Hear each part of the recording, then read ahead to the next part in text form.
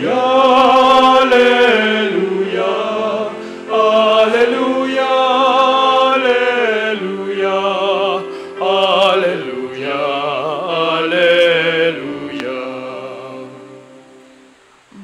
and teach all nations, says the Lord.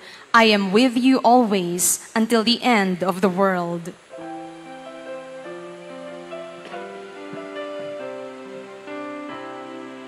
Alleluia, alleluia, alleluia, alleluia, alleluia,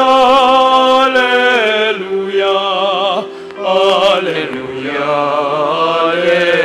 alleluia, alleluia, alleluia, alleluia, alleluia. The Lord be with you. And with your spirit. The proclamation of the Holy Gospel according to Luke. Glory to you, O Lord. Jesus said to his disciples, "Thus it is written that the Christ would suffer and rise from the dead on the third day, and that repentance for the forgiveness of sins would be preached in his name to all the nations, beginning from Jerusalem. You are witnesses to these things. And behold, I am sending the promise of my Father upon you, but stay in the city until you are clothed with power on high." Then he led them out as far as Bethany, raised his hands and blessed them. And he blessed them, and as he blessed them, he parted from them and was taken up to heaven. They did him homage, and then returned to Jerusalem with great joy, and they were continually in the temple, praising God. Brothers and sisters, the Gospel of the Lord. Praise to you, Lord Jesus Christ. Good morning to everyone. Today is the Feast of the Ascension. Do not confuse it with the Assumption. The Assumption is something that pertains to Mary. No, Mary is assumed body and soul into heaven. And she was brought to heaven not by her own power, but by the power of God. That is Assumption. Today we celebrate the Ascension. Jesus returning to the Father after completing His earthly mission. So natapos na ni Jesus yung kanyang misyon. At kaya naman ngayon siya ay bumalik na sa Ama. He now ascends into heaven. Because after completing His mission, He will now leave His mission to the disciples. You know, our opening prayer today said something very important. I don't know if you were able to listen to it very closely. But in our opening prayer, it said, "Where the head has gone before us, we are called to follow." Where the head has gone before us, we are called to follow. Sino yung head?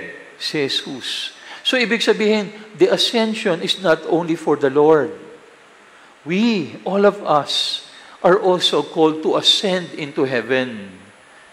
And the question, therefore, is, how can we, like Jesus, ascend into heaven and be together with the Father in heaven? I have 4 simple suggestions. No?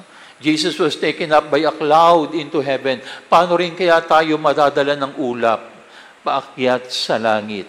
No? First thing that we need to do, antay. Antay. Hindi naghihintay, but antay. If you have something that is tied, no, you untie it.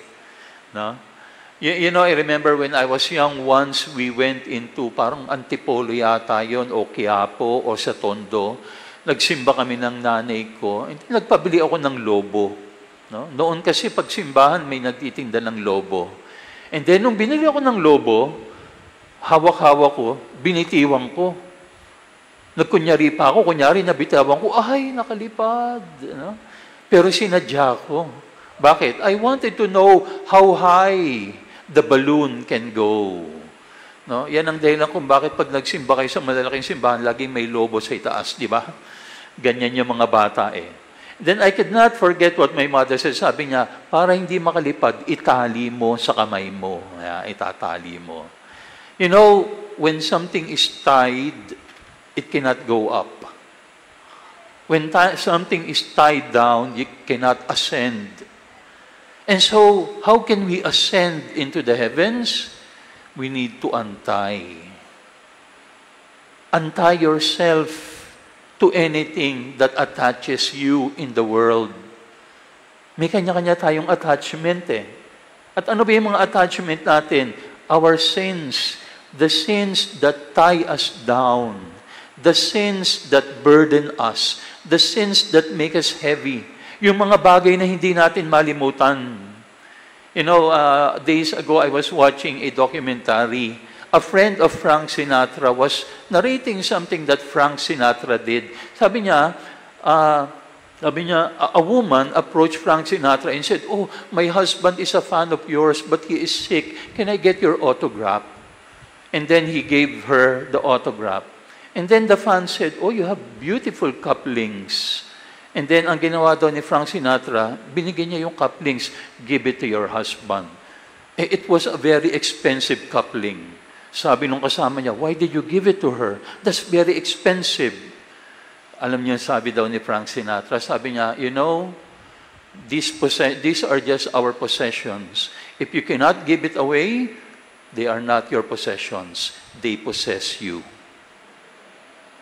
Ang ganda, no? Oo nga naman. Pag hindi mo kayang bitiwan, they are not your possessions. They possess you. They have become attachments. Ano yung hindi mo pwedeng bitiwan? Ano yung hindi mo pwedeng iwanan? What is it that ties you down? And therefore, you cannot ascend into heaven. Today, the question is, untie it so that just like Jesus, we can ascend into heaven. Ganun din yun eh. Pag mabigat ka, you need to unload. No? Siguro, besides untying, you need to unload. Baka ang dami mo lang excess baggage. Tingnan nyo nga po yung katabi nyo ngayon. Mukha bang may excess baggage? Ay, huwag naman. No? Baka kailangan lang mag-reduce. No? Pero ganun, we need to unload so that we can also ascend into heaven. So that's the first thing, untie. And then second, leave. Leave. And what do we mean by leave? Leave a mark. Jesus, when He ascended into heaven, left a mark. You know, when you go to the Holy Land, and when you go to the Church of the Ascension, there is a mark there of the footprints of Jesus. And they said that was the site of the Ascension. And that's why they built a church there called the Church of the Ascension. The Ascension of Jesus left a mark. Lahat tayo aalis.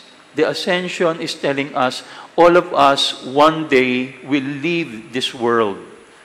Kung si Jesus nga umalis, tayo pa kaya? No? Kaya nga, di ba sabi ni Florante, tatanda at lilipas din ako. Pero dapat, anong iiwan mo? Sana mag-iwan tayo ng marka. Hindi mancha. Marami sa atin, pag umalis tayo, ang iniiwan natin, hindi marka, mancha.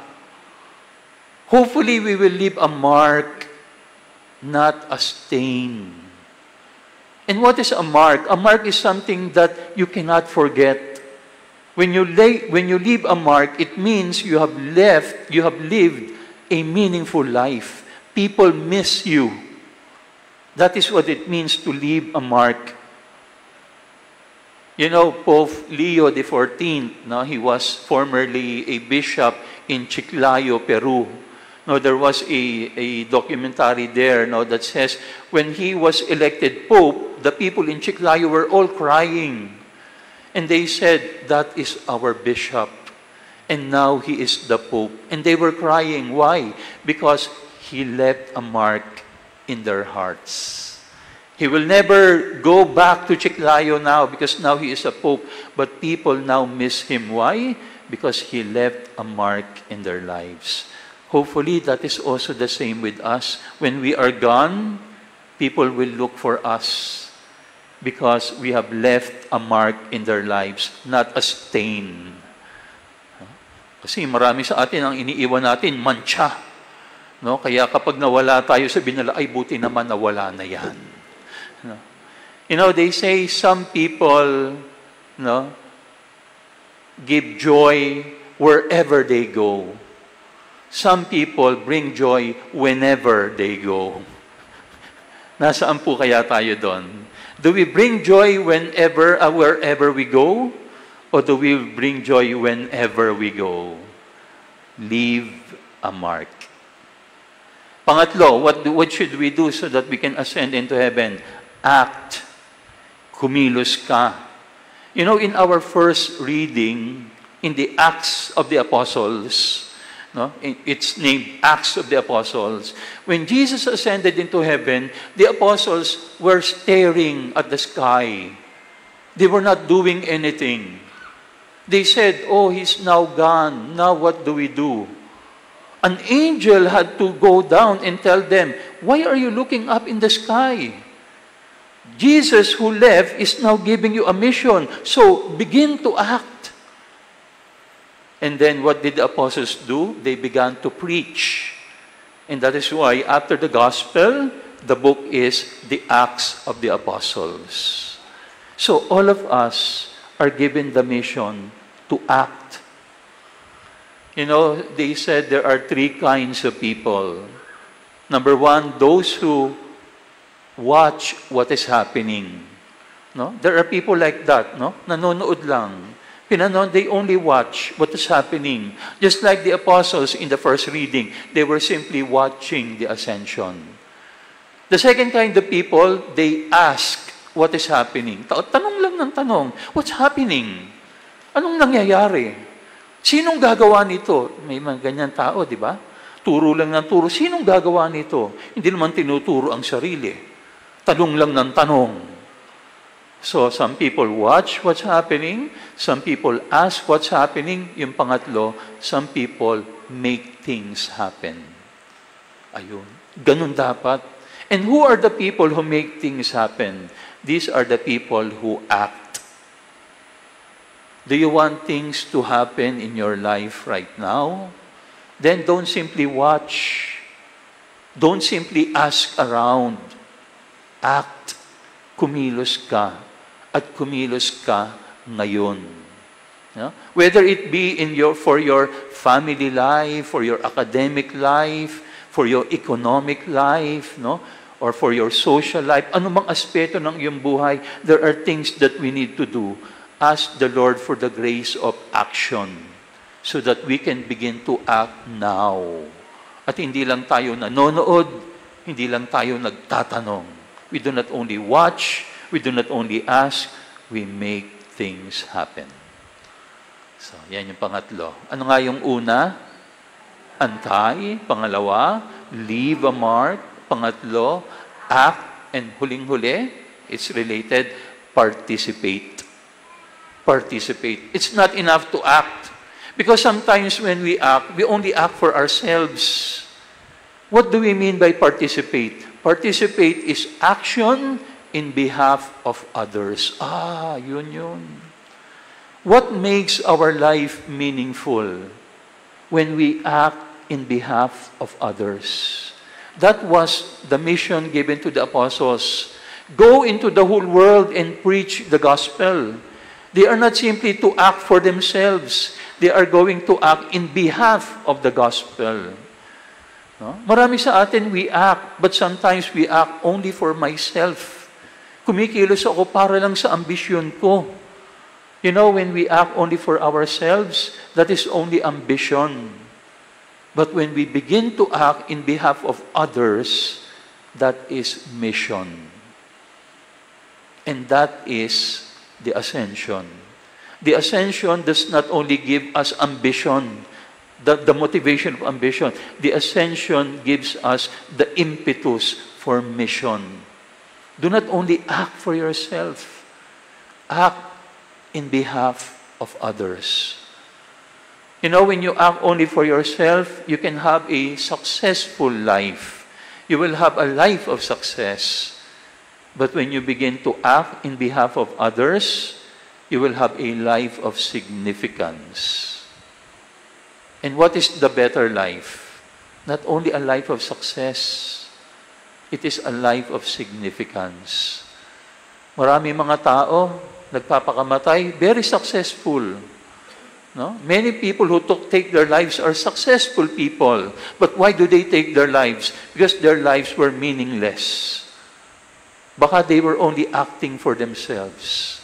But once you act in behalf of others, once you participate, then you will have a life of significance. You will have a life of mission, and your life will always be meaningful. Brothers and sisters, today is the feast of the Ascension. Jesus was taken up into heaven by a cloud. What do we need to do? 4 things.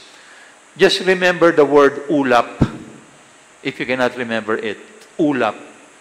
Antay, leave a mark, act, and participate. So, where Jesus has gone, may we, all of us, follow.